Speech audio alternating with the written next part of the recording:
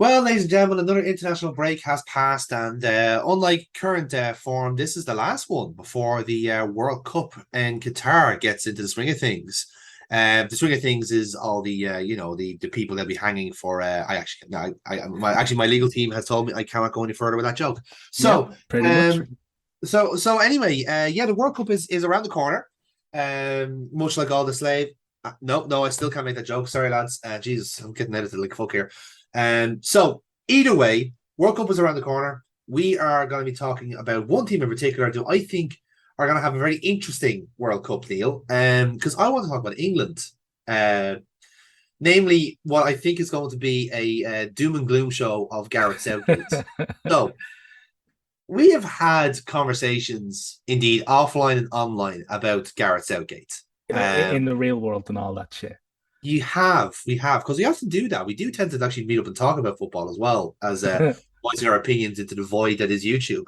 And the thing about it is that I find it very interesting it's taken them this long to realize that he's not quite cut out for the old, you know, managing England type of gig.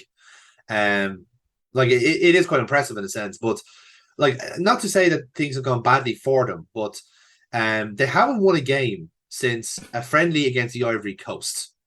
Um, which namely that game itself was I'm just checking up here for England was I think last year, I believe.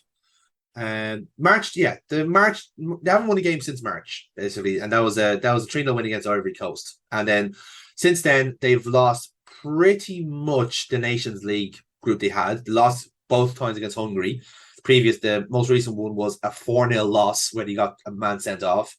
Um then they drew against Germany and Italy, lost against Italy, and then somehow like got a point against Germany in the last game. So they're relegated from the Nations League, and that is not really a big issue for me because I don't think a lot of big like countries really care about the Nations League, to be honest.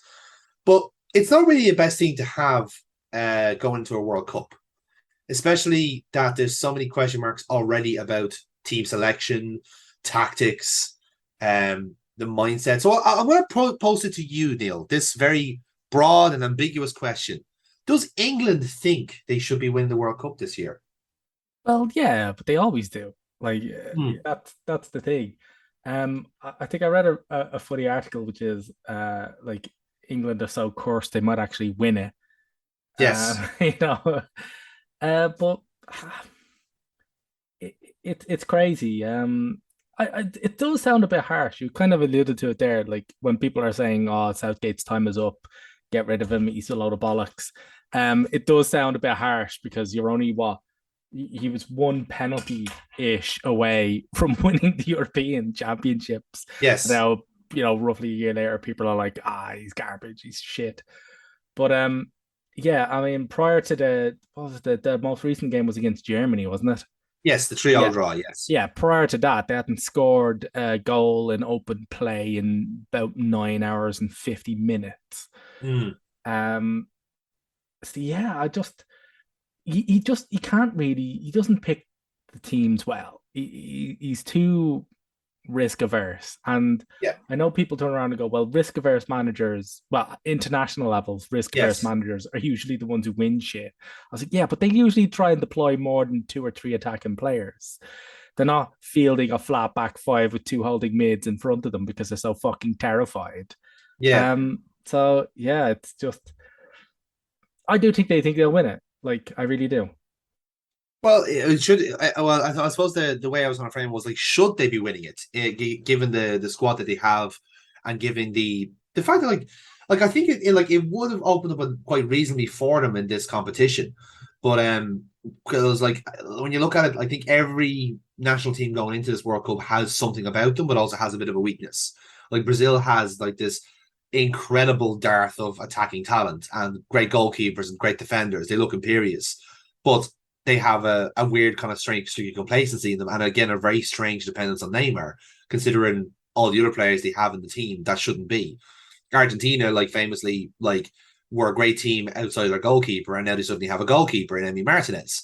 So like these two teams now look like they're championship contenders. you've got different kind of countries in different phases almost, and different transitions, and then you have like what's going to be surprise packages. When I look at England, I'm thinking like, okay, yeah, sure. Looking, you look at the squad and thinking, yeah, it's a good, it's all Premier League standard, it's all wonder kids and all this sort of jazz.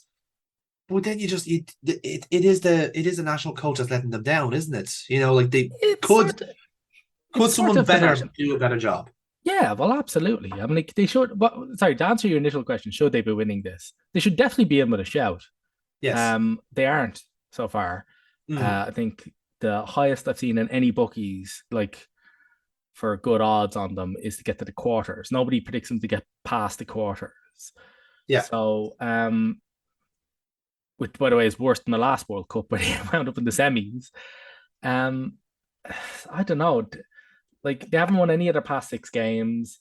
Uh, they've got a number of key players now out, and they'll probably won't be. They'll be injured. Now Mm. Maguire's injured now, but that's actually a good thing. That is actually Um, working to their advantage. Yes. well, see, here the thing is, right? I don't think that is because I think Southgate's built his team pretty much around Maguire, and I don't Yes. think any other player works in that kind of system.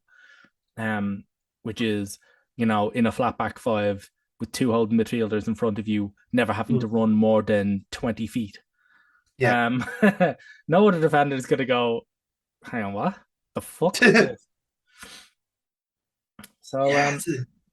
yeah, I don't think so. Like, No, I'm kind of inclined to agree with you on that because, like, okay, if there are changes you would make, right? So I have actually the squad that Southgate kind of picked for these Nation Leagues fixtures, and I'm assuming we'll take it on fairly good nature that this is probably the team he wants to bring to the World Cup because, like I said, there isn't that long to go to it, so you're gonna have to get these lads on the plane.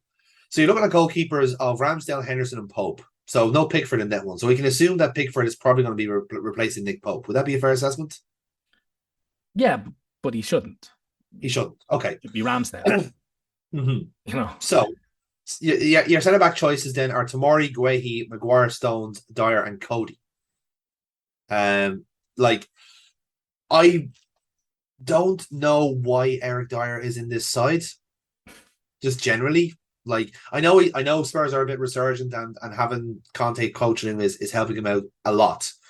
But I don't think that should be enough to get you into the side, to be honest. Yeah, if anything, it actually is quite endemic of how defensively minded this coach is because I'm actually counting here. He's got six centre backs in this squad, combined with four right backs, four left backs. So that's in total, or two left backs, I should say.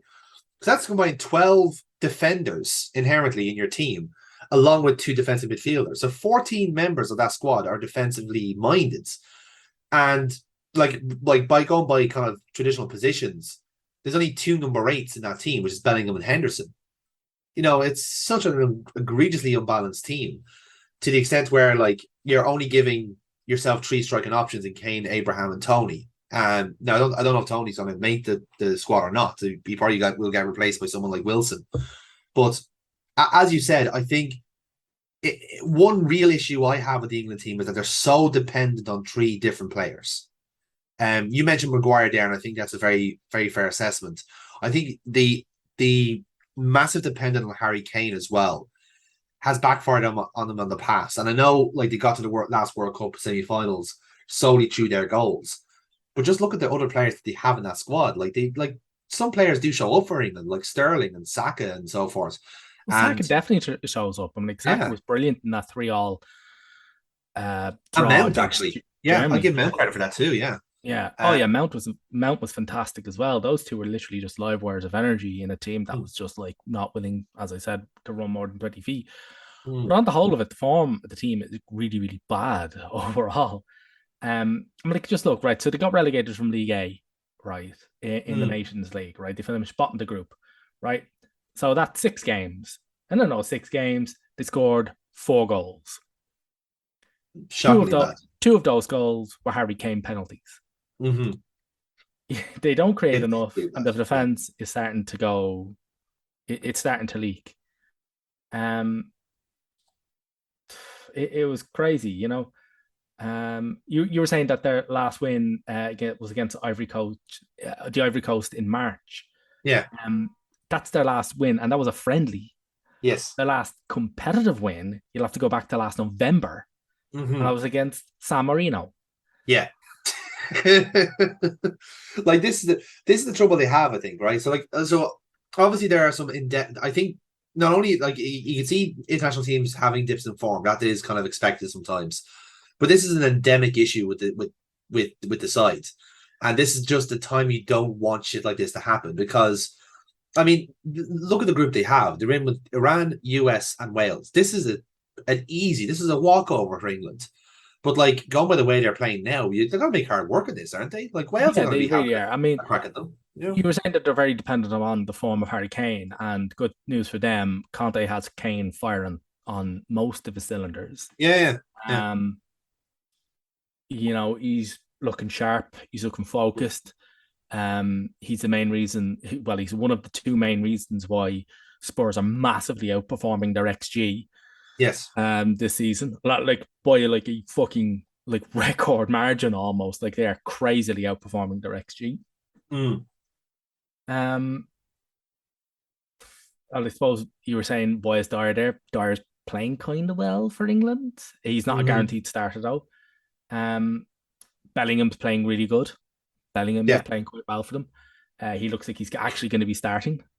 Shock horror, a player in form that's playing well is getting played. I am actually shocked about that, to be honest. It's Shocked. genuinely surprising. Yeah, I am actually genuinely shocked. But beyond them, like who else? I mean, like you were saying, Sterling's playing well, plays well for England. Yeah, he does. But like, Yeah. is he gonna set? How was the upheaval at Chelsea gonna affect him? Well, that's the thing as well. Like, I mean, like there's a lot of central issues with the team is the fact that like I said, the team is deliberately designed to rely on two, three different like basic players, and they are basic players. Like Harry Kane is a basic striker by all intents and purposes. That's not an insult to him. It is just that his like role is to just score goals. He's a penalty box player. He links up well, and that's his job. For England, he is essentially just like put him in the back of the net. He doesn't do a lot of the link up play. The play is expected to be in front of him or behind him rather, and then he just sweeps up. And then you have Harry Maguire, who's supposed to be, I don't know, the sweeper of the team in a traditional sense. Like you're kind of Terry Butcher or whoever it is, who's someone that's going to come in from the back Terry three. Butcher. Yeah, like someone's going to come out from the back three to start off the play. But I mean, we also had the Germany game. Like he got pickpocketed by Havertz twice in one goal. Yeah, Like that's saying a lot. Like you know, I mean, um, again, it's kind of a boon for them that he is injured. But unfortunately, also in that Germany game, their informed defender, John Stones, yeah, um, also got injured. He picked the his ball up. hamstring went boom. Yeah, he Yeah. hamstring goes boom boom. So we're gonna have to wait to see how long he's out. Yes. Um, but like England really, really do need to play it out from because they play so conservatively. They need to play it out from the back. They need Yeah. build up play. But unfortunately, he's kind of the only centre back that's any good at that. Um, Yeah, because he, they all have centre backs of a very similar build in a sense where Tamori, Guehi, and Cody are almost like destroyers. They come in to clear the ball, yeah, but three players shouldn't be doing that job. no, Like, yeah, tactically, it's not going to work at all. You know, and that's even including players that they haven't included yet, like the likes of Ben White, who I think will get in the side because of Stones' injury if it is that bad.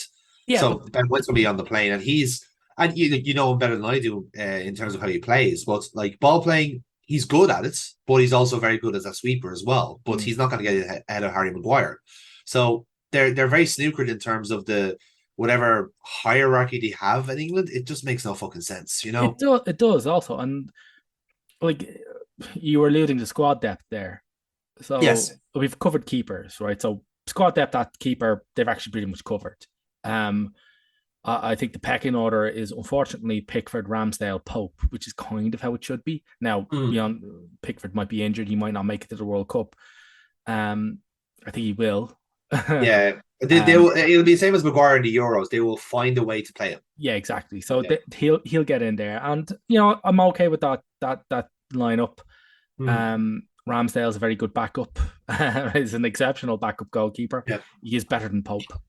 Yeah. Let's Fair call a enough. spade a spade. Um, in theory, they kind of have good centre backs, but they don't play them.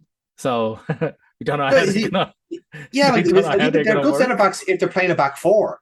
Yeah, like that's the saying, like great, like all these lads, like with exception to I think Dyer, all play in back fours. Now I yeah, know Everton have been doing the back three recently. That's because Frank Lampard is Brexit footballer like hands down, but that's that's a different separate issue. But Guehi tomorrow, they don't need extra people on their side. They have that width covered. yeah. So you have a team. I think you have a defense that wants to play in a back four. But because Gareth Southgate is married to this 5-3-2 system, which just annoys the fuck out of people, I think. Like it's also that. And then when you went about selection problems, then you have the question of the right back conundrum. Well, they've Where very good right backs. They've quite a lot of them. yes, They're not really that well stocked at left back to the point where they played Trippier there. yeah, uh, Make it that what you will. We already have. mm, Um, but I think the main problem isn't really in defense with them, even if the selection there seems to be a bit, let's just throw spaghetti at a wall and see what sticks. yeah. Midfield is very clearly a problem for them, in particular depth wise. Like an injury to Rice or Bellingham, and they're fucked. you know, Yeah, look uh, again. You mentioned that point about having like two defensive fulcrums in a team that has a back five. Like it's just so unnecessary. You can do a different system, but it's very like you much said, unnecessary because he yeah. won't be able to bring Phillips in, like No, as Phillips is Calvin Phillips. gone. I don't think he'd be playing though. No, I don't think he'll make it back in time. He had shoulder surgery. Yeah, Um, so I don't know. Like wide, they're grand. Up front, pretty grand. yeah. Uh, yeah. So I mean, it's just midfield. Who are they gonna put in midfield? I mean, they can't put adventurous attacking players there because they don't work with the system. Yeah. Like hilariously enough, like I have been reading kind of people look into metrics and so forth, and genuinely the person that's like emerging as the replacement of Calvin Phillips is Harrison Reed from Fulham, because he is metrically the same player as Calvin Phillips. He is that defensive sweeper in the number six role. Do you think they'll And I'm play just him? thinking, no, I don't know. To be honest with you, I think like it'll probably be left to Declan Rice and Henderson. I think Henderson will probably start instead of Phillips, and that's just the Jordan Henderson has opinions on playing in number six, as in he fucking hates playing in the number six. Like It is his least favorite number on the number it line. absolutely is, and now that's not to say now Bellingham will probably be playing in that role as well. I say it will be. It might be a defensive fulcrum of Rice and Bellingham. But Bellingham is like the most prodigious box to box midfielder you're going to get of a generation. You don't play him in number six. You let him play in a roaming, moving up and You, down you let him get vertical. to that second box, which is the other guy's box, because Yeah, that's where he's really fucking good. that's where he's really fucking good. And the trouble is that, like, again, for whatever reason, Gareth Southgate outright refuses to attack teams directly. He can't play centrally. And I'm thinking, like, again, look at the players you have at your disposal: Foden, Bellingham, Mount, Saka. If you invert him, these are all players who are very good at attacking centrally.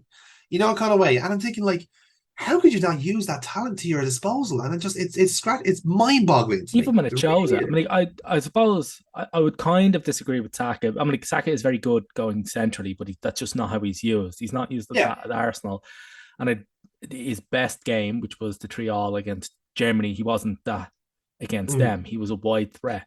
Yes. Um, so I think that'll stick.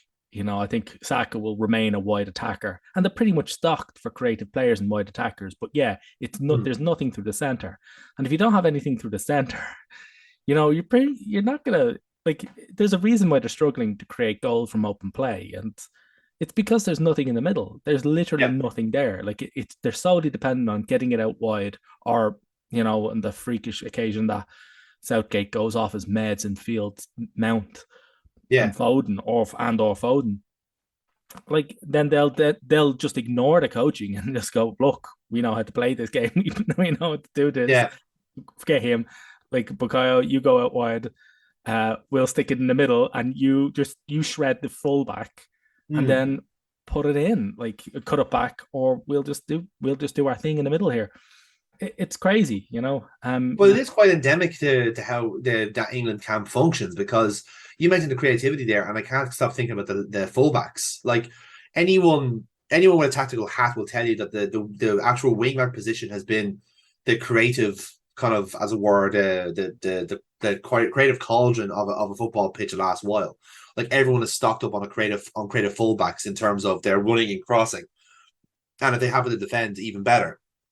And you do look at the players they do have in there, the likes of James, Walker, Trippier, and Trent, which, for what it's worth, I don't think is going to get to the World Cup squad at all. I think No, I he's don't think he is. traveling. No, no. And I think that is, like, don't get me wrong, I think Reece James is a better right back pound for pound than Trent. But Trent has something that Reece James doesn't have. And he has that, like, that once in a lifetime ability to cross a ball. And again, I think it's a damning effect of how bad this England setup is that you can't make use of a natural talent like Trent.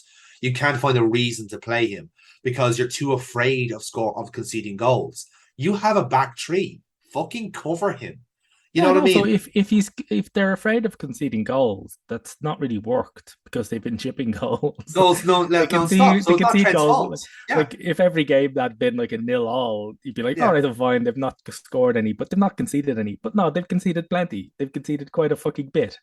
Yeah. And for a team that's so creatively dead to not use probably the record assist maker in your league for the last couple of seasons at a position where you don't really get a lot of assists. Yeah. I just don't see that. I'm like, I wouldn't even mind, but like the England setup is almost tailor made for him Yeah. because people are like, well, we can't defend. He's a crap right back. I was like, all right, then fine. I don't agree with that. You're entitled to your opinion. But he's not being played as a right back in this England team. He's being played as a right wing back. Bring him back. And Yeah. you've got Duties. Yeah. uh, far less defensive responsibilities as a wing back. Mm. So surely that's the great thing about it. Like, yeah, all right, let's give you the monstrous benefit of the doubt that he can't defend. He's not really being asked to. He's just being asked to create. And that's the one thing you really cannot dispute that he can do. He can Yeah. massively create. He's also one of their best set piece takers. That's also Mm-hmm. another thing as well. He's not taking any good set piece takers. He hasn't taken Ward Prowse and he has not taken Alexander Arnold. And they create nothing from set pieces. I was like, that's because you left your two best set pieces takers either at home or he's stuck in the fucking crowd or on the bench. You'll never play him. It's Yeah. ridiculous. I just it's absolutely crazy. I don't see how he can look at the lack of goals, the lack of creativity in his team, and go, right, well, I'm not going to take one of the most creative players in my entire league Mm. because I'm afraid of the space that he leaves behind him, despite the fact that I play a system that's almost specifically designed to cover for that space. I Yeah. don't, It's yeah. I I don't think get I that. think the whole like philosophical like debate about bringing Trent to the World Cup I think is just kind of it's a bit of a pillow talk for me, just kind of covering how incompetent that England setup is. Because if you are still leaking goals with seven defensive team players on the team, then you can't set up a defense. That is just point proven. That is accepted. We can just move on from that now. We can move on now knowing that you can't defend. So why not just go fucking all out? Why not just more people on the squad on the team? Play three center, go fucking Emma Hayes, just play three defenders and everyone else is attackers. Just abandon all fucking presets. You know, kind of way. I just find it incredible that like they're still persisting with this nonsense. You know, like don't get me wrong. I think you'll probably prefer someone like Kyle Walker and Trippier because they have a track back ability. That's their like Walker's They're all, essentially they're is also they're also they're also having better seasons this season so far than Trent that's Alexander totally Arnold. fair. Oh, absolutely, 100%. Based on form, you'd probably pick Walker over James Trippier and Trent. That's absolutely fine. That's not my kind of issue here. But if I'm taking form out of it and if I'm saying okay, let's pick your best team, I'm not putting Walker in there. I'm putting Reece James in. I'm putting Trent in. You know, Yeah, like I'm making some tough decisions there. And I'm saying okay, I'm going to have to leave two really really good players at home, and they have to be Walker or Trippier because this is going to be a midwinter World Cup. You're going to need energy. You need vitality. You need options. You need to find ways of winning games. And as you said, Neil, Reece James and Trent Alexander-Arnold have a bit of a reputation for scoring really fucking good free kicks. yeah, Like, fucking take that. I don't care if they concede a goal. They might score two just from set pieces alone. You yeah. know what I No, mean? but yeah, I mean, just like it's weird to see the team like create so little and for Mm, to not really correct it. So there's either two things going on there. yeah. Well, three apologies. One is they're totally blind to the lack of creativity in the team. They just think this is a slump that's lasted for I quite think a there is a bit of propaganda about that. In yeah. fairness, so like, So oh, they're just trying and they're something just out like, now. oh Don't no, worry. no, no, Yeah. like they're Leslie Nielsen standing in front of the non-firing firework factory, going, nothing to Yes. see here, nothing to see here. Hmm. There really is nothing to fucking see here. Yeah. um, two is I probably just don't really fucking. They just don't like him. I just think they Yeah. really just don't like him. I mean, he's had what was it, 5 years since he's been eligible for the senior team. He's had what 18 caps Yeah. in 5 17 years. caps. Oh, 18 caps over a 5 year period where he has literally won every single club trophy possible. Danny Rose still has more England caps on the Southgate than Trent does. It's crazy. Like it's That's just absurd. genuinely an upsetting stat that is upsettingly true. Yeah. Um. Yeah. I'm like, it could be form, but then like that doesn't hold up true for the years that he wasn't being picked when like Well, it does Liverpool. that, and like if it's based on form, why is Maguire starting? Why Yeah, is why is Shaw Maguire starting? there? Like, it's Yeah, terrible. yeah. Um, it's just ridiculous. Like, I don't know. It's a bit baffling. But the thing is that it's an argument I'm not particularly interested in because it's been going on for so fucking long, and Yeah, it's very obvious he's just not going to get picked. He's just not going to pick him. yeah. Right? But I know I've actually like looking forward to him getting like a couple of weeks off because Oh, the way same I'm here. looking at Like, it, yeah, same here. I got a good few texts when the team came out. I got a good few texts about Ben White not being picked. yeah, And I said, well, yeah, it's fucking that's absolutely stupid. Like you want to play out from you want centre backs to play out from the back. Ben White is the guy to do that. yeah, I know we absolutely, yeah. fielded him quite a bit as a right back, but Mm, when he was being fielded as a centre back, the boy can pass out, the boy can play. He's a baller at centre back. yes. If you don't want to, but then they were like, "Oh my god, it's stupid." I was like, "Yeah, it is stupid," but I'm fucking delighted that he's not being picked. Oh, why is that? I was like, because that doesn't mean he's not having some fucking heavy set Iranian or fucking American crashing through the back of his fucking ankles, and fucking Kiefer them out. Moore from Wales not fucking hacking into Yeah, him. yeah, Maybe. Wales, Yeah, yeah, some yeah. fucking, some heavy-handed Welsh bastard just crashing into the back of his knees. You know, and then putting him out for 4 fucking months or some shit like that. I don't give a fuck. Yeah. Yeah, I'm delighted again, much like yourself. I'm delighted that I actually think, funnily enough, I think Klopp shares the same thing, which I think Klopp's fucking delighted that Trent doesn't get. I think he's baffled that Trent doesn't get Yeah. selected, but I think he's delighted as well. You know, I mean, Mm. I think the whole thing about it that sickens him the most is that he keeps getting asked fucking questions on it. He's like, you can just see in his face, he's like, I'm not your national team coach. Go ask him that. I don't Yeah, give a fuck. I exactly. am Yeah. not the England coach, right? Until I get that job, then you can ask me that question, right? Otherwise, you just go fuck off. Like, I don't Yeah. care. But No, he he is won't say very, that. very pissed off. You can tell he hates fielding this question, and I'd be the same way. It's Really just like does. Oh, it's the not my fucking decision, face on guys. him. Yeah, I but would like I too, said, by the like, way. Yeah. they're baffled too, and that's the thing. Like the journals are baffled too. That the protection that Southgate is getting is waning and waning with each kind of tournament because I think they felt that they should have won the Euros against Italy, and maybe they have a point. I don't know, but I can't say that. Okay, if you think you have a chance to win in the World Cup and you're not backing the manager at this stage, and surely you all are happy to say that you're actually kind of looking forward to England tanking so that you can go, oh, let's see who takes over from Gareth Southgate, who can get the team back on track. It's like, lad, this is probably the best team you're going to have for quite some time until the likes of your Harvey Elliott's and your other players start coming through and start actually taking control of the team. Like you have bigged up players like Harry Kane and Kyle Walker and Harry Maguire to an extent where you're expecting them to have a tournament win to their name. It doesn't work that way. There are better teams out there, and there've always been better teams out there. You've just overinflated these players because of all Premier League status, you know. And like I said, I think Trent is just in the crossfire, but I think there's other players in the crossfire. You mentioned Ben White. Like no strikers are getting a look in because of Harry Kane to the extent where like someone like Tammy Abraham who's tearing up trees at Roma is going to be a bench warmer for the entire occasion. Even if Kane goes the entire tournament scoring no goals, he's still going to start. He's still going to be playing 90 minutes. He's the captain. We're screwed. Like you're stuck with him in a sense. In a sense, and like I said, there's dependence on Rice. There would be a dependence on Phillips if he was traveling. So you know for a fact Southgate's going to bring in another defensive midfielder, and they're going to stifle creativity like hand over fist. I think we just accepted it, and so be it. Let them fuck up their own chances. Because I'm looking at like how their groups would play out. So on the assumption that they would top Group B, because let's face it, if they don't top Group B, there's something fundamentally wrong with them. So Yeah, I mean, when you look at the other teams in that um, like group, all those teams are having bad runs of form at the minute. yeah, So like the you know, the Americans are getting stuffed left, right, and center. hmm. Yeah, they're just like no, like if they don't top that, yeah, I'm fully on board. If they don't top that group, something's gone seriously fucking wrong. Yeah.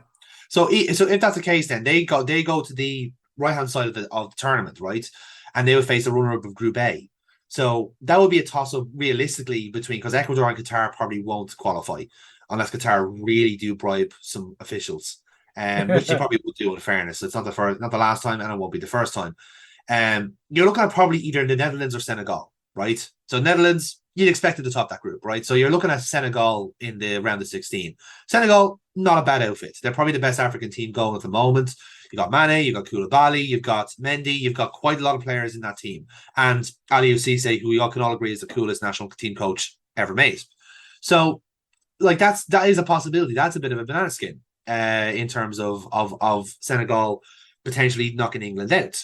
Now, if they get through that, the quarterfinal they're going to face will be either the winner of Group D or the winner of Group C. So if you look at those groups, winner of Group D will be likely either France or Denmark, right? The runner-up of Group C will be either, realistically speaking, either Argentina, Mexico, or maybe Poland. I'd say Yeah, that'd probably be Mexico. good. Yeah, I'd say Mexico would be the best shout there. So you're looking at either, let's just say, for argument's sake, you're looking at France potentially as the winner of that match. So you look at England France for their quarterfinal, and again, the French team are in disarray themselves. But I still put my money on France to win that match. Yeah, but the France team are always in disarray. Yeah, it's what makes them French. Like in a weird, in a very strange way. Like it's That's very just what they do. bizarre. They Yeah. go in and they go in a state of mutiny. It's true though. It is very, very true. Um, so then, so yeah, like I'm already looking at thinking like, okay, no matter who they face round of 16, whether it be if they face Senegal, they probably have a chance. If they face the Netherlands, sure, they're just going to wipe the floor with them at the round of 16 because the Dutch team are genuinely in good form, and Van Gaal actually has them playing quite honest like Dutch football. Very possession style football, which means that England's kind of like hate that shit because then they get absolutely nothing then. So even then, but the teams they could face in the quarterfinal, Denmark, France, Argentina, Mexico, I fancy them all fucking day long. Like Oh, I fancy absolutely, all of yeah. them got ahead of England, 100%. And it's just like, yeah, that's just not going to work for you, lads. I'm sorry, because I think even then, match wise, if you're looking at the semi-finals, like that's when you might get the likes of your Portugals, your Brazils, your Germanys. Like they're absolutely going to wipe the floor with you at that case because this is the when the big boys come playing. You know what I mean? Oh So yeah, and yeah, they're coming to win. Like yeah, they're going to be kicking ass at that point. they really, really, truly are. And like I said, it's all going well having a team of players that are like our squad or whatever it is. But like this is when you actually have a plan to your squad, and a plan is not seven defenders and Harry Kane. It just isn't. It never has been, and they've deluded themselves up to this point, and now it's starting to bite them up the arse because this is a team like remember the last World Cup they were in. They got knocked out in the groups, in a group that they told themselves they were going to get through no problem. They got smashed by Uruguay. They barely lost to Costa Rica. I can't remember the other team that was in. I think it was the US in that team as well, in that group as well. In the last World Cup, I can't remember offhand. Let me consult the article. It was Uruguay. It was Belgium. That's what it was. So it actually wasn't the world. It was actually the wrong World Cup I was thinking of. It was the Russian World Cup. They got to the semi-finals. They got beaten by Belgium in the end in the third place playoff. So that was the start of the Gareth Southgate revolution, if you will. Obviously the World Cup before then. But again, they've always gotten to easy sides of World Cups. No, kind of this is kind of my argument. So, but they're not going to get that this time out. They can't play the fucking the game as cute as that. because, like I said, if they are runner up to Wales, let's say, then like that team is gonna fucking crumble apart because how could you lose to Wales is the would be the England logic, you know? Well, that Welsh team is going to go for them. Like Yeah. that's yeah, that's a Welsh team that's gonna like if they do lose, Mm. it won't be because the Welsh have phoned it in or anything like that. They're going Oh, to play 120%. Like yeah, exactly. Like the Welsh team know exactly what they're doing. They have Bale is the outboard engine, and everyone else is an attack minded player, even the defenders. And I admire that. I respect that. Why doesn't England do that? Because they should have the same mentality. It's like, well, look, if we go up against Brazil, Argentina, or France, we're going to lose. So fuck it, we might as well go for it. You know, kind of mm, like it's coming from like a superiority complex of where like they're expected to win matches. It's like, just go out and fucking play. Like, stop listening to all these other dickheads that telling you that you're meant to be in a semi final or a final. Like, has the last few tournaments not learned you anything that semi final, quarter final is kind of your ceiling? You're kind of not able to put it in the back of the net when it counts. And what was it, 4 goals in open play in the last few games? Yeah, that kind of fucking tells you. four goals from the last 6 games, two of them Thank you. penalties. Like so two goals in open play in 6 games. That should fucking tell you a lot, you know. Yeah, yeah. I mean, like, But before their first goal against Germany, it was something like I think the doom stat or something was like 9 hours and yeah, 40 minutes of open play, and they're like, "Oh, they've broken it now." Like, what? yeah, they really did. Good on you, lads. Fair play. Okay, so to end this little segment there, right? I have a bit of a fun game here, right? Oh my god! Because we are clearly better coaches than Gareth Southgate, right? Let's pick an England squad, right? So, uh, I think you're the expert when it comes to goalkeepers. So, what goalkeepers would you bring to the World Cup? If we're picking 3 goalkeepers, who would you pick? Right. If we're picking keepers, I would go with essentially what he's got already there, which is Hmm. Ramsdale, Henderson, and Pope. Um, that's a with. By the way, in that So order. you wouldn't bring Pickford at all. No, no, no, I wouldn't. His distribution's not that good. Don't get me wrong; he plays quite well for the national team, Hmm. but like he doesn't distribute well, Yeah. or he doesn't distribute as well as Ramsdale does. Hmm. Um, and also he's not that. No, he's not a better shot stopper than him either. So like, no. Okay, fair enough. Um, so turn to the right. So again, if we're doing the old Mike Bassett treatment here, and we're taking England all the way to the finals, what I suppose what formation would you go for? What do you think the England's best at? Do you think they're better back three, or do you think they need a better setup? In all fairness, I kind of like the back three for England. I do. Okay, Um, they just utilize it incorrectly. In all fairness, they should kind of do. They should slightly do what Ireland do and go with like a 3-5-2. okay, we're going 3-5-2 then. Right. So that means then we'd probably be wanting to take 6 centre backs with us. Then that'd be a fair assessment. Yeah, yeah, yeah. Okay, right. So, all right. So let's do that then. Let's pick centre backs then. So we'll take turns picking centre backs. I would, if we're going back three, the first person I'd probably call would be Ben White, just from a tactical point of view. I think he's the best. I think he's able to do both. He's able to play back 4 and 3. He plays it out from the defense as well, so I think he's very good with that. So I think he'd be my first person I'd call. How about you, Neil? Who be you? Who Stones. I'd you're go gonna in with pick your Stones. Stones? Yeah, I quite like what Southgate's done. I'm trying to give Southgate as much credit as I possibly can here. yeah. But yeah, he does well with Stones. Now Stone is injured. For Mm, don't know how long. We'll see what kind of a spanner that puts into the works. But no, Stones works well in a back three, um, and he can play it out quite well. So yeah, mm. he works. Okay, very well. So, next one I'm going to pick will be Tamori, Fikayo Tamori, like a player who's the rock of the AC Milan defense. Yeah, I'm going to fucking sign him up. Like, I'm gonna take him. Like, yeah, I'm gonna do that one. That's an easy one for me. That's not difficult at all for me. You're going with that tomorrow, yeah? Yeah, Tamori. Yeah, 100%. So, who would you pick next then? I would. Now, I would field him as a centre back, Mm, uh, but it's because of his skills as a right back that I would have him. He's a kind of like right sided centre back, and I would have Walker there. Good shout. That's actually a very, very good shout. Yeah. Because Playing how Aspilicueta plays for Chelsea almost. similar, Yeah. yeah, but like when Aspilicueta was actually, he still had his legs, when he still had Yeah. that speed. I was like, I'd go with Walker. He's a solid enough defender. I don't Yeah. particularly like the guy. But no, as a right-sided centre back in this three, yeah, Mm. go for it. Yeah. Okay. Fair enough. Fair enough. Right then. So in terms of other midfield defenders, like I am loath to put Harry Maguire in, to be honest. So I won't. I really, really won't, because I think based on form, I think when he's in the team are playing worse, and that's the reality of it. I don't think he should. I don't think I mean, perhaps he could be in the squad, but I don't think he can. He cannot be starting, realistically speaking. So I I am would going to I go. wouldn't have him in the squad at all. Like, No, I'm not. So I'm actually going to pick Mark Guehi, because I think based on form and based on the way he's been playing, I think like he is a genuinely good shout. And again, I'm thinking tactically. I'm thinking Guay, I think is a good back three like defender, because I think he's sprightly enough to be able to get to a ball, and he's a good defender. He's a good destroyer of a play.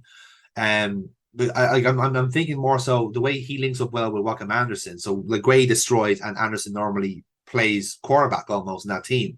So I think if he does something similar with, say, Ben White, let's say for instance, I think that'd be a very, very good setup. But that'd be who I'd pick. And then Neil, your last centre back then. Who would you throw in here? we went a bit left field for our final centre back choices. I'd go with Connor Cody. Connor Cody. I think that's not a bad shout in fairness, because we have that's a very young defense outside of Walker. So yeah, I think Cody's a good shout there. I think. Yeah. So okay. So that's our six centre backs now. Because if we're going 3-5-3, or sorry, not 3-5-3. What am I talking about? That's the Todd Bowley formation. Oh, you've been talking Todd about Bowley. Yeah. yeah. Yeah. Right. So in that case, then we're settled on wing backs for right and left. So I say we both pick a right and left, and we are going to toss about it. So my choice on the left, I'm picking Ben Chilwell. I think he's the best fit. Oh, you motherfucker. I can't say no to Ben Chilwell. I think he's a superb player. He really, really is. If he keeps fit, I think he'd have a very good campaign. And like I said, being wing back just only suits him more, because he's able to make more runs inside and cover that No, no, flank. no. I was calling you a motherfucker. I was picking him. So who would you have either as a left back then as well? Oh, left wing. Fuck. Does he have to change it now? Because he fucking. Hang Mm. on. Hang on. Who's a good left wing back? So choices you would have would be obviously Kieran Trippier, who plays like is traditionally right back, but also plays left. You've got Luke Shaw, which like wing back probably is not going to be his style. No. So you'd be probably putting a square peg in that hole if that's the case. Yeah. Fuck. Right. Go back. We'll switch to right wing back. Switch right back. Okay. I literally said cover for me, son of a bitch. Cover me. Yeah, it could be. Okay, so right wing backs. I think this picks itself. To be honest, like Reece James, like would be my first choice in a sense. Where I think again a more complete player than Trent, but I would have Trent on this team myself. Like it's a pick 'em for me. Like between the two. Yeah, same here. It would be a coin toss between those two. Mm. So yeah, to be honest with you, I would feel Trent ahead of him, Okay. ahead Right. of James. Actually, yeah, fuck it. We'll make that argument now. I would go with Trent. Okay. Do you know what? I'll tell you why. Because I think that works out. Because I think James can play as number 6. So I think both of them could still play in that team anyway. So that's fair. So we're leaving a spot free then for left wing back before as Neil frantically Googles English left backs. Frantically googling who the fuck is in the team that I could play the left wing back. Yes. So we switch then to if we're going with midfielders then. So again, we're looking at a bit of an eclectic mix of midfielders. So if that's the case, then we're looking at maybe a few defensive options. Well, let's just say like, just midfielders generally. So we have perhaps central midfielders, and we have options then for wide like wingers and strikers. Let's say. So in the desperateness for balance that we call for, I think he's actually picked a decent midfield too in Rice and Bellingham. The problem, my issue with his midfield wasn't that they were bad. It's tactically they're set up wrong. Yeah. It's not even tactically as well that they're set up wrong. They're stunning enough players to do that. It's just that there's no real depth there. Yeah. So yeah, I would stick with Rice and Bellingham. I'd have Okay, Rice the kind of more defensive player and just let Bellingham gamble around like the supremely athletic bunny that he is. he is a very excited bunny. You're right. Yes. He's also a very good attacking bunny as well. So Yes. Okay, so you see, if you're picking Rice and Bellingham, I think that's a fair argument. I think in terms of backups to them. So again, if I'm looking for, if I'm looking for a backup to Rice and also a backup to Bellingham, like the person that kind of fits that mold would probably be Henderson. Like I don't think Henderson would actually be starting ahead of them, like tactically speaking, but I think he'd be a very very good option and just a good person to have in the squad as well. So he'd be my choice to kind of fit between those two. In terms of say another option at number eight, hmm, that's a tricky one for me because there's a few options there really. Um, but I think the best one is probably Ward Prowse because again, yeah, I think you want to have a bit of a left feet choice, like someone that's going to come on and like put in a good corner, put in a good free kick. Like I think you need someone in that squad, because like I said, if I'm looking at, I'm also thinking like of the players ahead of the team in terms of the wingers and options. Like there's going to be a teams that's going to there's going to be tons of players that can draw fouls, and I think you do need to play set pieces and you do need options. So I think Ward Prowse has to be in that squad regardless. but you see, Uh, um mm, that's why I would pick Alexander Arnold yeah. because I think he's a superior set piece taker to Reece James. Mm. You can fill in for the fact that you're not feeling. I wouldn't feel Ward Prowse. My eight would be Bellingham. You Yes, know, I'd be saying Bellingham would start, but Ward yeah, Prowse would be my sub if I needed yeah, him. Yeah, I would, but mm, yeah, I'd probably had Ward Prowse on the bench, but yeah, I would not sub him on without having to do a bit of a retool. Then I'd probably sub him and James on at the same time. yeah. That's a good way. Yeah, that's a good way of doing it. If I had to take one of them off, if you get me, Mm, yeah, fair enough then. Okay, fair. so now we're getting to more of our attacking players. So what I've done is I've given two options at number 10, two options at right wing, left wing, and two strikers. And we can kind of retool as we need to because you might need three strikers depending on the system. Actually, let's do it that way. We'll do three strikers because that's kind of mirroring what Southgate had in the Nations League. So, so in terms of like outright number 10, if we're picking a number 10, who are we going for in here, Neil? I said, well, my front three for them, for Mm, England, would be Sterling on the left, yeah, Kane in the middle, and Saka on the right. You yeah, know, good. I'd Yeah, I'm actually play I'm Saka where agreeing he's with that. Yeah, killing it for Arsenal. yeah. Yeah, just that'd be it for me. Mm, Maybe, oof, uh, maybe I'd switch out Sterling. I don't think Sterling's as locked in an option as he thinks he is, or as everybody else seems to think he is. mm. So maybe I'd definitely have Foden and Mount sticking around to fill in. Yeah, I think Mason Mount would be a fairly decent option there as well. Yeah. Um, Fuck it. yes, Here's a hilarious thing. He asked me about this tomorrow. I'll probably go, you know what? Fuck Sterling. Get Mount or Foden in there. Yeah, get Foden. yeah, a lot of them are on the very similar levels. Like, yeah, like they have a lot of like egregiously indulgent options around this point, and I think like I think at this stage, like I think you have to bring both Foden and Mount to this World Cup. Like I think you have to, at least with Mount. Well, at least actually with both of them in particular, they're both really versatile players. They can play in three or four different positions. So long as they're attacking positions, I think they're okay. Like Foden and Mount could play on flanks if they want to, but they also could play in a kind of a free roaming, almost like an Ericsson style midfield position, where he Yeah. doesn't necessarily is fixed to a position, but he just appear. Do you know what? Not Ericsson, Muller sort of thing. Thomas Muller Mm. plays in that kind of like just that space invader role and just picks places where he needs to. Mm. So if we're accepting, so we have No, I'll change it there. I won't have Sterling. I'd have oh Grealish instead. Jack Grealish, right? Okay, but would you have Sterling still in the squad? No, I wouldn't bring him Oh, at all. I'd have interesting. I'd have Grealish, Saka, and Foden. I don't think Sterling's played that well for Chelsea, Okay, and it remains to very be seen how interesting. he fits in. Like if he settles in, Hmm. perfect. Yeah, I see what you mean. Like I suppose if I'm throwing my 2 cents in here, I'm kind of filling the blanks of the squad here. So I will I will actually kind of save Sterling from the drop here. I would actually have him in the That's squad. Maybe not first choice, But certainly, like I said, as performers go, he is very, very good for England. But again, we're thinking mindset like who would be the best fit here. Like I'm not sold on Grealish as a player, to be honest. So I think I would rather have Sterling in that left flank. But then again, we have Phil Foden, we have Mason Mount, we have options. I, You I think know, I think Grealish is very good. It's just he's just playing for the wrong club. You know, yeah, yeah, that's kind of true. been he's Yeah, kind of been, as Ken early said, he's been assimilated by the Borg.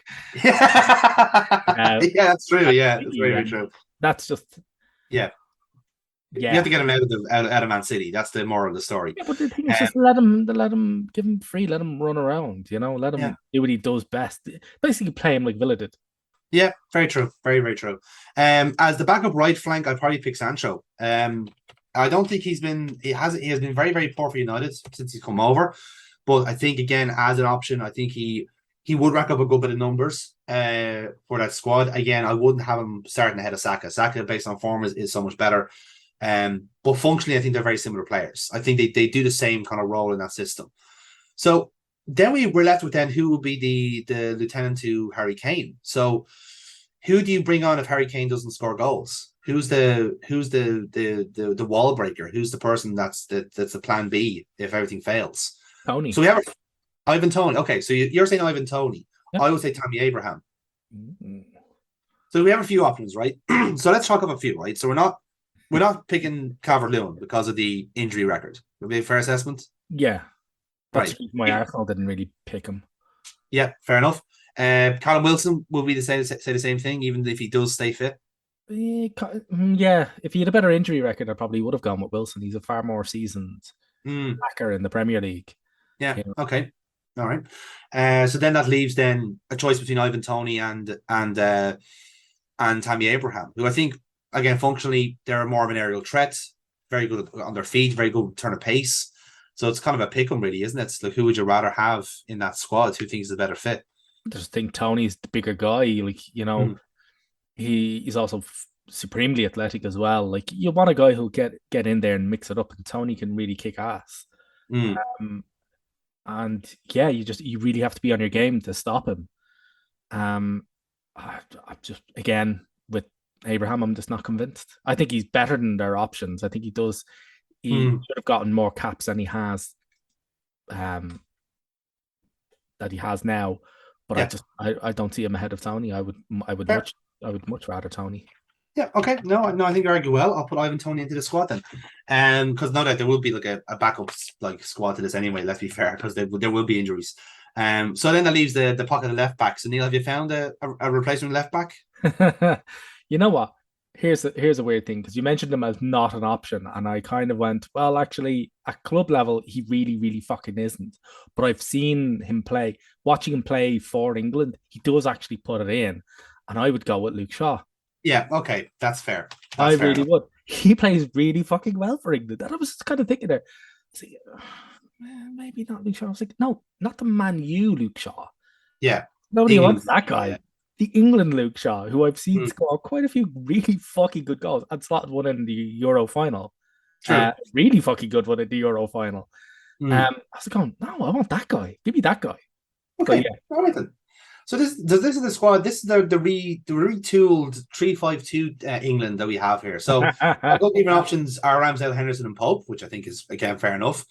Again, there's not much really different to the Southgate side, but a lot of it is just down to their deployment, isn't it? So your Again, right that's back the thing. options, yeah. It was kind of like when we were coming to this. Like Mm, I don't want to pile in on him because as I said, sort of at the beginning, it's quite harsh to just go at a guy who's gotten you to a Euro final not more yeah, than yeah. about a year or so ago and go, yeah, mate, your race is done. Mm, Um, but yeah, the recent form has been absolutely atrocious, and he is to blame. But the like you can't, he's not gotten everything wrong. He no. has gotten a lot of things right. Um, but a lot of it's down to him going against what he said he would do, which is I'm going to pick players on form, Hmm. um, which he very clearly isn't. No, not a chance. You know, Yeah, that's fair. like you That's can turn fair. around and say that, make the argument, same argument I did, that Shaw's great for England, but he isn't really Mm, shit hot at club level, and turn around and go, well, that's the same thing with Maguire. And you think, well, yeah, you have, but also with Maguire, he plays a different function. He plays differently at club level. He's in a back yeah. four, and he doesn't have two holding midfielders covering every ounce of space that's more than 20 feet in front of him. Hmm. Whereas, like, in a flat back five with two in front, like anybody, fuck it, I'd be good in that system. Yeah. Like, Like when you have that level of protection, like let's yeah, be that's fair. it. You don't really have to do a tremendous amount. Whereas No. at club level, he does. Whereas it's different with Shaw. Shaw does put in the work. It's the team around him that I think lets him down quite a bit. Okay. Whereas with Maguire, it's him letting him down.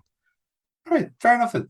So yeah, like I said, like the team is not egregiously different in fairness. Like the right back like options are more defined. So Trippier would miss out, but that's by virtue of the fact that we have just way too many. There's too many right backs to choose from. You know. Man, there's so many. Jesus Yeah. Christ! Like when you look at the fullback, or yeah, when you look Mm, at the fullback position, they're little less stock at left back, but at right back, holy fuck!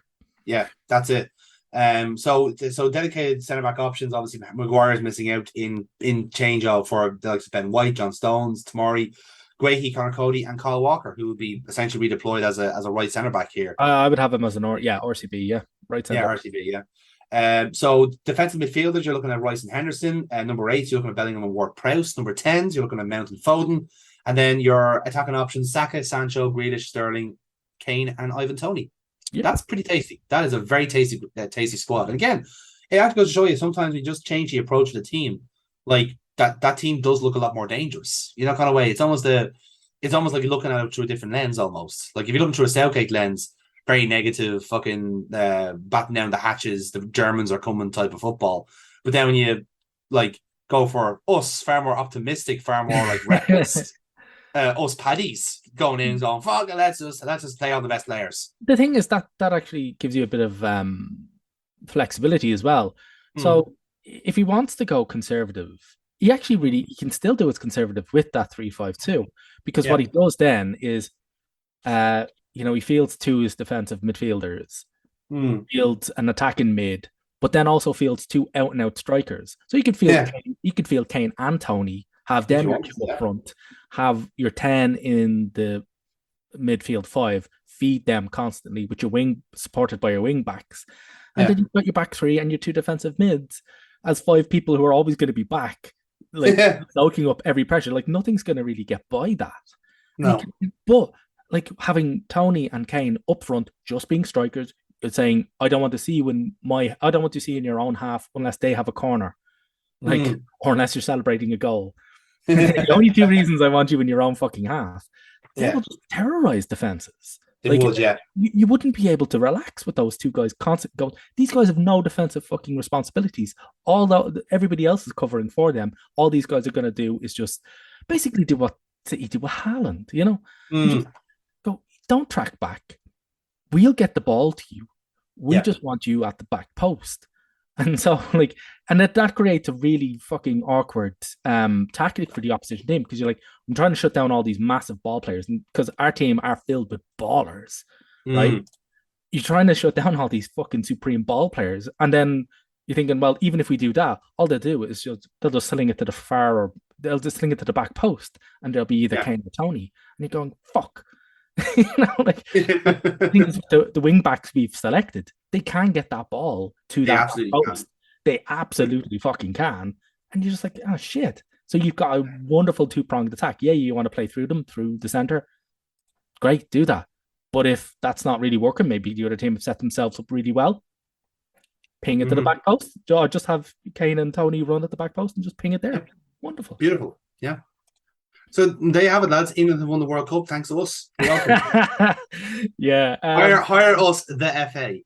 No, if you want an actual real life, what I genuinely think prediction, I don't think they'll get past the quarters. I agree with A most. quarters is their ceiling, I think. I really, really do. I agree Yeah. with most of the pundits. I don't see them getting past the quarters, and I see Like them even getting to the quarters. I see them kind of really fingernailing it, like like I think it'll be a right. struggle. Like I said, if they encounter the Netherlands in the round of 16 instead, they're out. I think the Dutch are a better outfit than them at the moment. And likewise, I think Senegal will give them a run for their money because that is a low key, very very good Senegalese team. Yes, they're like with a lot of African teams, they're relying a lot on their star power and their big players, but then a lot of national teams do. Well, Like they're the Cup of Nations champions. yeah, They're going to be exactly, doing and that's great. the thing. They're Yeah, going into that as the as the as champions. Yeah, yeah. so no, look, I think they are going to make hard work of it. I think, and yeah, I'm looking forward to it. That's all I can say. Yeah, actually, it should be pretty good. Do Yeah. you want a dark horse prediction? Yes, actually, let's throw this in as a little bit of a preview for our World Cup discussions later on this month, later on this podcast. Give us a dark horse, Neil. I think a dark horse. I think a team that's going to go much further than people think they are. People think they will. It's Canada. Right. Is this because of Alfonso Davis and Jonathan David? Pretty much. And Um, Kyle Laren as well. yeah, but like when you look at their recent some of their results, I mean, last Friday now they, as Mm. of this recording, they beat Qatar. They've also beaten Uruguay, Mm-hmm. smoked them 2-0. Um, yeah, I think I think they're gonna surprise an awful lot of people. And yeah, Mm. to be honest with you, I agree with. I think I read an article there, and it was something along the lines of any team with Alfonso Davis in it is going to be a threat. Yep. Yep. I don't, I'm not fully in on that low train, but I get where they're coming from. And yeah, I quite, to be honest with you, I've been looking for a dark horse team, and I was kind of going, yeah, I look at that team and I go, yeah, Mm. So can you see them upsetting Croatia, let's say, or perhaps even Belgium? yeah. I see Mm.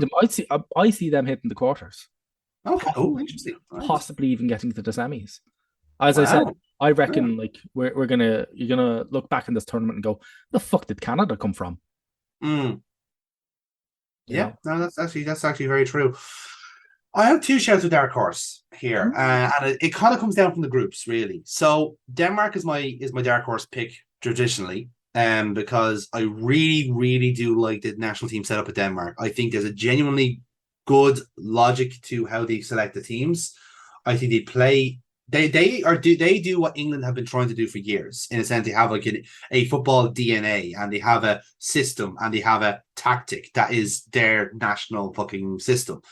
But it's also that they are also creating players in that mold. Like we mentioned during the Euros when Christian Eriksen obviously had his horrible cardiac arrest. They brought in Mikkel Damsgaard immediately doing the exact same job. Like it was literally like replacing one piece of the machine with another, and nothing changed. They were still the same setup as last time. Very experienced, very physical, score goals. The team has a superb XG, and I think they're still performing to a very decent amount. I think they're in the. I don't think they're in the actual like They recently beat France. recently in France. Yeah, exactly, and they're in the same group as France. Hmm. So that's already a good prelude for things to come. So I think they're an outside chance. Another one I want to throw in here, and again, it's a bit of a left field one because we qualified with them as Serbia. Ooh. This Serbian team is a lot better than people give it credit for, and it's only in recent time has it actually really improved. Um, because I don't like being this guy. I really really don't in terms of like blacking out names and saying how good is this team. But I want to do this. I want to do this with the Serbian team because this is actually Up front of Mitrovic and Vlahovic. like yeah. Yeah, yeah. No, like that's dangerous in of its own rights. But like Mitrovic scored a hat trick in the last game, wasn't it? The game was against yeah, Sweden. yeah. Um, yeah, no, I see. The thing is, right? I would have picked Serbia, but I don't Mm, think they're that much of a dark horse. Like you look at that again, like that front two, and you're thinking, no, these guys should be going places, but they yeah, haven't yeah. on the team. I don't think I wouldn't see them as a dark horse contender. I'd see a Mm. lot of people to be going, no, we need to be wary. Like these are going to put it up against a lot of people. Kind of like Croatia, kind of like a lesser, um, Like this tournament's version of Croatia yeah, almost. sort of like Mm. Croatia with like worse PR slightly because Yeah, actually true. Yeah. yeah. So I just think like people are like, well, you wouldn't consider Croatia to be a dark horse in any tournament, but if they Mm. do, but they should be going far in this, but you wouldn't really be raving about them either. And I think Like Serbia any fit a lot team, into that. any team that boasts a front three of Dusan Vlahovic, Alexander Mitrovic, and Luka Jovic, like that's terrifying. Those are three players you just simply need to get the fucking ball to them, and they will take care of the fucking rest, mate. You Right. know? And even the midfield is incredible too. Like I'm looking at like Milinkovic Savic, who is just Yeah, owning. Milinkovic He Savage. owns the Lazio team. Like he's fantastic. I Costa. was amazed the last two summer seasons, last Mm, two summer transfer windows. I had just yeah, been amazed that no Premier League team hasn't gone here. Take all yeah, of the money, give us him. He is Yeah. fantastic, and he's really young, isn't he? Yeah, he's 27 now, but yeah, like he's Yeah, been so highly rated for so long. Like, yeah, I can see where your comment coming from. yeah. This is 2 years, like Yeah. 2 years ago. Like he was mid 20s, he's in 25, and people were like, Mm, I was like, this guy's fucking crazy good. Why is nobody signing him? Like Lazio can't be holding up for that. Like you telling me you can't prize him away from Lazio? Fuck that. mm. Yeah, no, totally fair. Like you have him, you have like Kostic who had his breakout year with Frankfurt, and now he's at Juve. And you got young lads as well, like Ilic and actually Stefan Mitrovic, who is in this team, was in the squad recently as well. So you have a really good mix of like experienced heads and young, very prodigious talent, especially in centre back, like Pavlovic, who plays now for Salzburg, and Erakovic, who I think is at Belgrade, I want to say. So he's gonna get a move to further deeper into the continent himself. But again, there's very very good players in that team, and they're a tough team. They're a hard team to play, as we learned ourselves, because if that team were like hit the afterburners as we were playing them, and yeah, I think that's just like it's just gonna come to a head. I think in this group because they're in a very reasonable group. They Yeah, could beat Cameroon. that group, I think, is the group I'm going to be watching the most amount of the game. Yeah, it's very I, intriguing. I Yeah. look at that group, I'm like, ooh, there's some tasty shit going on there. I'm Mm, watching this. I'm yeah, liking it. absolutely. So yeah, so you know what? I'm for my mistake. I'm gonna pick Denmark for my dark horse, but watch Serbia. Keep an eye on Serbia is what I Yeah. would say. So yeah, Denmark are kind of like the two most polite countries potentially fighting off for World Cup glory. You'd love to Mhm. see it. Ultimately, we can all agree that England's not winning the World Cup. Yeah, they aren't. I don't No. think they are. Although, fate might conspire and they might actually fucking do it.